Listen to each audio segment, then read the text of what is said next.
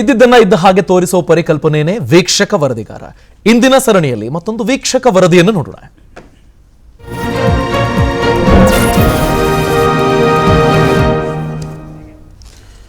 ಬಾಗಲಕೋಟೆ ಜಿಲ್ಲೆಯ ಬಾಗಲಕೋಟೆ ತಾಲೂಕಿನ ಭಗವತಿ ಒಂದು ಪುಟ್ಟ ಗ್ರಾಮ. 2007ರಲ್ಲಿ ಈ ಊರಲ್ಲಿ PU ಕಾಲೇಜು ಆರಂಭ ಆದಾಗ ಸ್ವಂತ ಕಟ್ಟಡವೇ ಇರಲಿಲ್ಲ.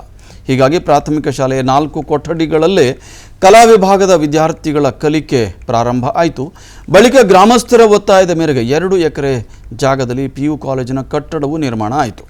ಆದರೆ 4-5 ವರ್ಷ ಕಳೆದರೂ ಹೊಸ ಕಟ್ಟಡಕ್ಕೆ ಕಾಲೇಜು ಸ್ಥಳಾಂತರ ಆಗ್ತಾ ಇಲ್ಲ. ಈ ಕುರಿತು ನಮ್ಮ ವೀಕ್ಷಕ ವರದಿಗಾರ ಹನುಮಂತ್ ಚಿಮ್ಮಲಗಿ ಬೆಳಕನ್ನು ಚೆಲ್ಲಿದ್ದಾರೆ. ಬನ್ನಿ ನಾವು ಒಮ್ಮೆ ಈ ಕಾಲೇಜಿನ ವಾಸ್ತವವನ್ನು ನೋಡಿಕೊಂಡು ಬರೋಣ. ಬಾಗಲಕೋಟೆ ತಾಲೂಕಿನ ಭಗವತಿ ಗ್ರಾಮದ ವಿಸ್ತಾರ ಯೋಜನೆ ವೀಕ್ಷಕ ವರದಿಗಾರರಾಗಿ ನಾನು ಮಾತನಾಡ್ತಾ ಇದ್ದೇನೆ. ಇದು ಬಾಗಲಕೋಟೆ ಜಿಲ್ಲೆ ಭಗವತಿ ಗ್ರಾಮದಲ್ಲಿ ಸರ್ಕಾರಿ ಪದವಿ ಪೂರ್ವ ಶಾಲೆಗೆ ಒಂದು ಜಾಗವನ್ನು ಕೂಡ 2 ಎಕರೆ 4 ಗುಂಟೆ ಜಾಗವನ್ನು ಕೂಡ ಇಲ್ಲಿ ಮಂಜೂರು ಮಾಡಿದ್ದಿರುತ್ತದೆ. ಆ ಜಾಗದಲ್ಲೇ ಕೂಡ 55 ಲಕ್ಷ ರೂಪಾಯಿ ವೆಚ್ಚದಲ್ಲಿ ಕೂಡ ಈಗ ಒಂದು ಸ್ವತಂತ್ರ ಪದವಿ ಪೂರ್ವ ಕಾಲೇಜನ್ನು ನಿರ್ಮಾಣ ಮಾಡೈತೆ.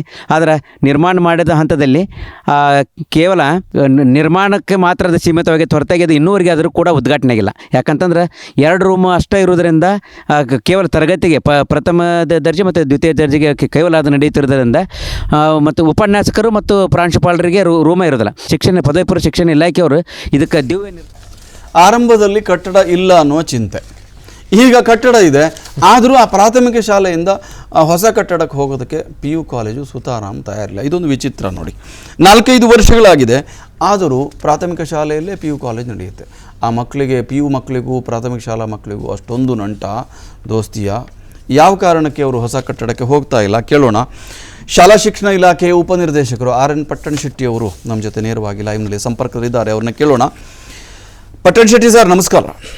ನಮಸ್ಕಾರ ಸರ್. ಸರ್, ಯಾಕೆ ಕಟ್ಟಡ ಇಲ್ಲ ಅನ್ನೋ ಚಿಂತೆ ಮೊದಲು, ಈಗ ಕಟ್ಟಡ ಇದ್ರೂ PU ಕಾಲೇಜಲ್ಲಿ ಶಿಫ್ಟ್ ಆಗ್ತಾ ಇಲ್ವಲ್ಲ, ಯಾತಕ್ಕೋಸ್ಕರ? ಅವ್ರಿಗೆ first year second year 2 arts class ನಡೀತಾವ್ರಲ್ಲಿ. ಅವ್ರಿಗೆ ಪ್ರಿನ್ಸಿಪಾಲ್ ಚೇಂಬರ್ ಬೇಕು, ಸ್ಟಾಫ್ ರೂಮ್ ಬೇಕು, ಮತ್ತೆ ರಸ್ತೆ ಇಲ್ಲ ಅಲ್ಲಿ ಹೋಗ್ಲಿಕ್ಕೆ ಅನ್ನುವಂತ ವಾದ ಪ್ರಿನ್ಸಿಪಾಲ್ರದಿದೆ. ಓಕೆ. ನಾನು ಕೂಡ ಇತ್ತೀಚೆಗೆ ವರ್ಗ ಆಗಿ ಬಂದಿರೋದ್ರಿಂದ ನಮ್ಮ ಶಿಕ್ಷಣ ಮಂತ್ರಿಗಳು ಮತ್ತು ಜಿಲ್ಲಾಡಳಿತ ಮತ್ತು ಜಿಲ್ಲಾ ಪಂಚಾಯತ್ನವರು ಸರ್ಕಾರಿ ಶಾಲಾ ಕಾಲೇಜುಗಳ ಅಭಿವೃದ್ಧಿಗೆ ಹಗಲಿರುಳು ಅವರು ಶ್ರಮಿಸ್ತಾ ಇದ್ದಾರೆ. ಈಗ 2 ಕೊಠಡಿ ಮಂಜೂರು ಮಾಡಿದ್ದಾರೆ. ಇನ್ನೇನು ಟೆಂಡರ್ ಆಗ್ತಕ್ಕಂತ ಟೆಂಡರ್ ಮಾಡಿದ್ದಾರೆ. ಇನ್ನೇನು ಕಟ್ಟಡ ಸ್ಟಾರ್ಟ್ ಆಗ್ಬೇಕಷ್ಟೇ. ಆಯ್ತು ಸರ್, ಈಗ ಪ್ರಾಂಶುಪಾಲರು ಅವರು ಕೂತ್ಕೊಳ್ಳೋಕ್ಕೆ ಏನೋ ಅಲ್ಲಿ ಅರೇಂಜ್ಮೆಂಟ್ ಮಾಡ್ಕೋಬಹುದು. ಹೊಸ ಕಟ್ಟಡ ಆಗಿದೆ ಅಲ್ಲೇನೆ. ಆ ಕಾರಣಕ್ಕೆ ರಸ್ತೆ ಇಲ್ಲ ಅಂದ್ರೆ ಈ ಕಟ್ಟಡ ಸಾಮಗ್ರಿಗಳನ್ನೆಲ್ಲ ಅಲ್ಲಿಗೆ ಹೇಗೆ ತಕೊಂಡು ಹೋದ್ರು ಸರ್? ಆ ಕಟ್ಟಡ ಕಟ್ಟೋದಕ್ಕೆ ರಸ್ತೆ ಅವರು ಗ್ರಾಮ ಪಂಚಾಯತಿಯಿಂದ ಮಾಡ್ಕೋಬೇಕ್ರಿ. ಸೊ ಕಟ್ಟಡ ಕಟ್ಟೋರು ಬೇರೆ, ರಸ್ತೆ ಮಾಡೋರು ಬೇರೆ. ಗ್ರಾಮ ಪಂಚಾಯತ್ ಲೆವೆಲ್ನೇ ಕಂಪೌಂಡ್ ಆಗ್ಲಿ ಮೇರೆಗಾದೊಳಗೆ ಹೋಗ್ಲಿ ಸರ್. ಇದು ಎಲ್ಲದಕ್ಕೂ ಯಾವಾಗ ತೆರೆ ಬೀಳ್ಬೋದು, ಯಾವಾಗ ಪರಿಹಾರ ಕೊಡ್ಬೋದು, ಎಷ್ಟು ದಿನದಲ್ಲಿ ಈ ಕಾಲೇಜು ಅಲ್ಲಿಗೆ ಶಿಫ್ಟ್ ಆಗ್ಬೋದು ಅಂತ? ಎಲ್ಲ ನೀನ್ ಬಹಳ ದಿವಸ ಏನಿಲ್ಲ, ಈ ಟೆಂಡರ್ ಕರ್ದದ. ಇನ್ನೇನು ವರ್ಕ್ ಆರ್ಡರ್ ಆಗಿ ಬಿಲ್ಡಿಂಗ್ ಸ್ಟಾರ್ಟ್ ಆಗ್ತದೆ.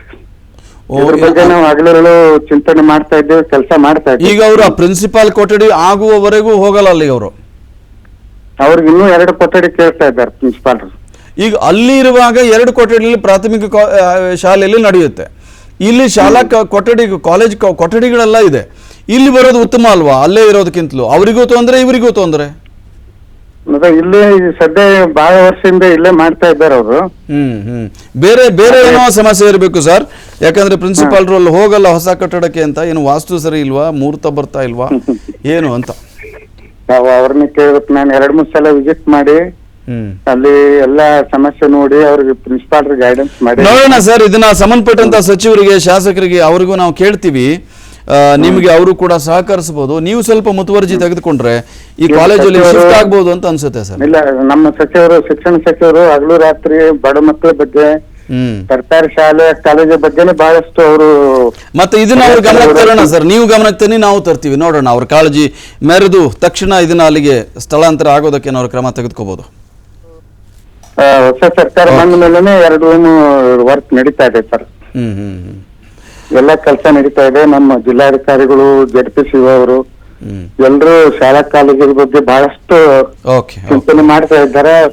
ಅಲ್ಲಿ ಎಲ್ಲಾ ರೀತಿಯ ಅಭಿವೃದ್ಧಿ ಆಗ್ಬೇಕು ಅನ್ನುವಂತ ಒಂದು ಚಿಂತನೆ ವರ್ಕ್ ಕೆಲಸ ಕೂಡ ನಡೀತಾ ಇದೆ. ಆಗಲಿ ಸರ್, ಧನ್ಯವಾದಗಳು ತಮಗೆ.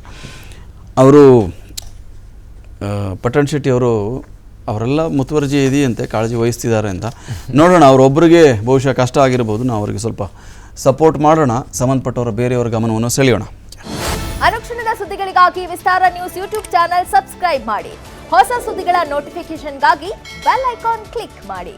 ಲೇಟೆಸ್ಟ್ ಅಪ್ಡೇಟ್ಸ್ಗಾಗಿ www.vistaranews.com ವೆಬ್ಸೈಟ್ಗೆ ವಿಸಿಟ್ ಮಾಡಿ.